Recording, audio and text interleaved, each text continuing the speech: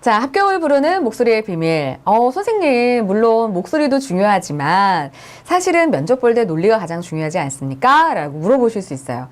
논리도 정말 중요합니다. 그러니까 말할 거리를 준비하지 않았는데 자신감 있는 목소리가 나온다. 이건 아니거든요. 그래서 여러분이 면접 준비할 때는요, 당연히 자기소개는 내가 무슨 멘트하고, 지원 동기에는 어떤 멘트하고, 내가 갖고 있는 경험담에 어떤 것들이 있지, 내 성격의 장단점은 뭐가 있지, 앞으로의 계획은 뭐지, 뭐 이런 것들은 다시 다 준비를 하셔야 돼요.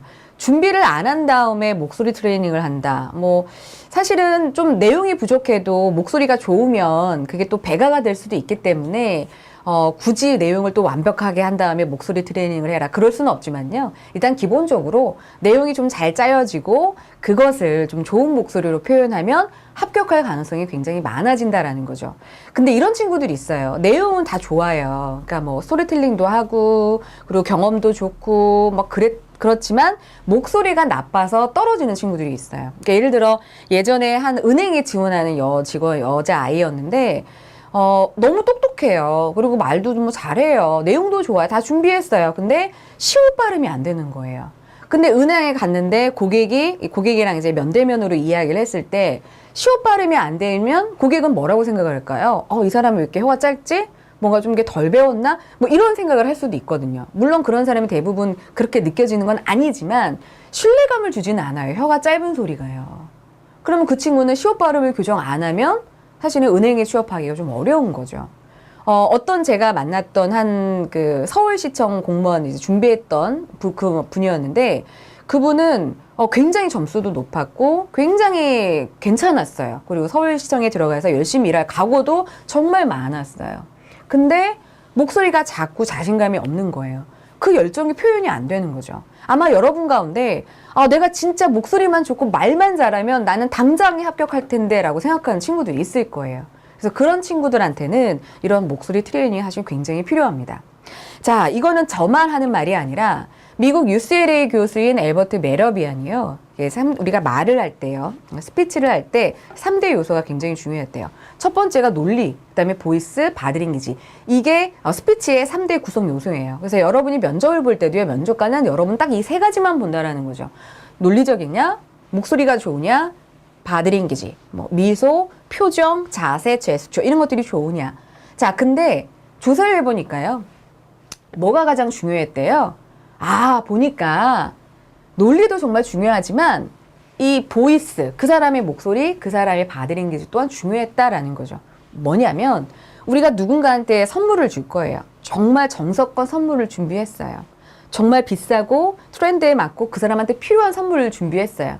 근데 포장하지 않으면요. 받을 때 기분이 별로예요. 그냥 이렇게 엉성하게 주는 것 같단 말이에요. 면접도 마찬가지입니다, 여러분. 논리도 정말 중요해요. 근데 몇 %예요? 7%라는 거죠.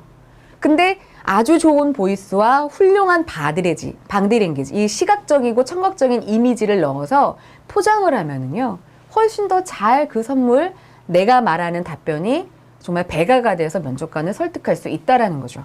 여러분, 면접에서의 첫 번째 단추는 목소리나 바디랭귀지이지 사실은 논리가 아니에요.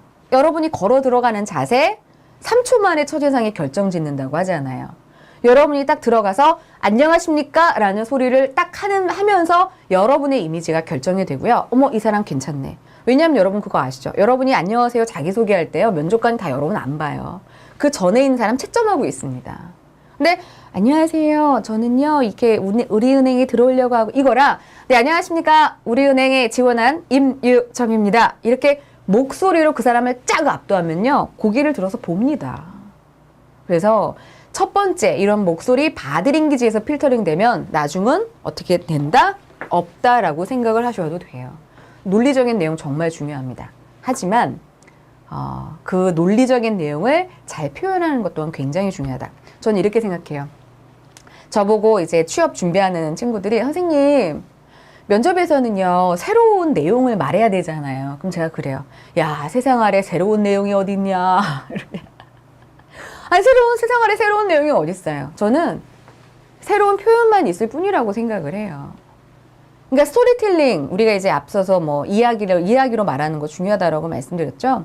내가 아름다운 가게에서 봉사활동 했으면 그냥 봉사활동 했다라고 그 내용을 정말 자세하게 표현을 하고 그 표현을 할 때 좋은 목소리, 정말 그때를 생생하게 떠올리게 말하는 그 표현이 사실 중요한 거지. 아니 뭐 내가 우주에서 아르바이트를 할 수는 없는 거잖아요. 우주에서 봉사활동할 수는 없는 거잖아요.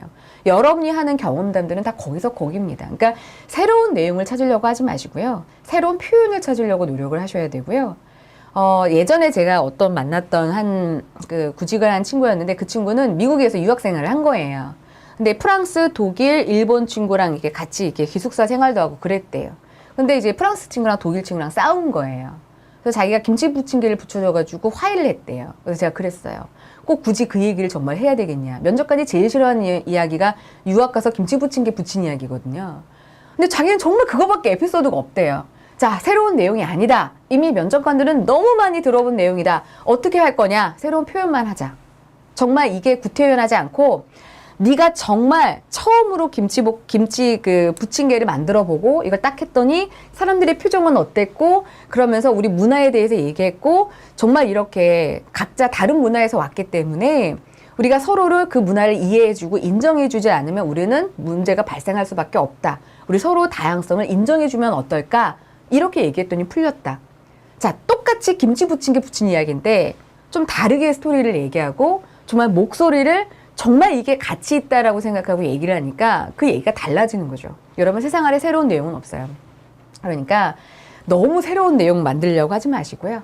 정말 그 내용을 정말 다르게 다른 목소리로 표현만 하셔도 훨씬 더 면접관 합격할 수 있어요. 자, 근데 다른 목소리가 뭐냐면 이거예요. 내가 갖고 있는 경험담이 정말 가치가 있어요. 정말 의미가 있어요. 정말 이거는 대단한 거예요. 마치 쇼핑호스 때처럼. 그러니까 저는요 예전에 이런 아르바이트를 한 적이 있습니다. 스무디킹에서 아르바이트 한 적이 있었고요. 그때 이게 아니라 저는요 스무디킹에서 아르바이트 한 적이 있습니다. 근데 그게 헬스센터 근처였기 때문에 단백질 파우더를 사시는 분들이 굉장히 많았습니다. 정말 재미있고 이 에피소드는 가치 있어라는 느낌으로 얘기하셔야 돼요. 그것이 바로 스토리텔링이고요. 그때 필요한 게 바로 목소리입니다. 네. 자, 목소리 정말 필요하겠죠. 요즘에는 여러분 다 말을 잘해요. 요즘에는 정말 말을 잘하는 학생과 그렇지 않은 학생 나누어지는 것 같아요. 그래서 여러분이 꼭 목소리 훈련을 통해서 다른 사람이 갖지 않는 그런 능력을 꼭 갖추셨으면 좋겠습니다. 자, 엘버트 메러비안이 말한 스피치의 3가지 구성 요소 뭐 있었죠? 여러분 기억나세요? 네, 면접관은 이 3가지 여러분 보니까 꼭 기억하시고요. 정답 알려드리겠습니다. 논리 보이스 바디랭귀지. 논리 몇 퍼센트? 7%. 보이스 38%. 네, 바디랭귀지는 무려 몇 %요? 55%죠. 55%, 목소리 38%, 93%가 비언어 커뮤니케이션, 넌 버벌 커뮤니케이션이었어요. 여러분 면접 볼 때 논리도 중요하지만 이런 비언어 커뮤니케이션에 대해서도 신경을 꼭 써야 합니다.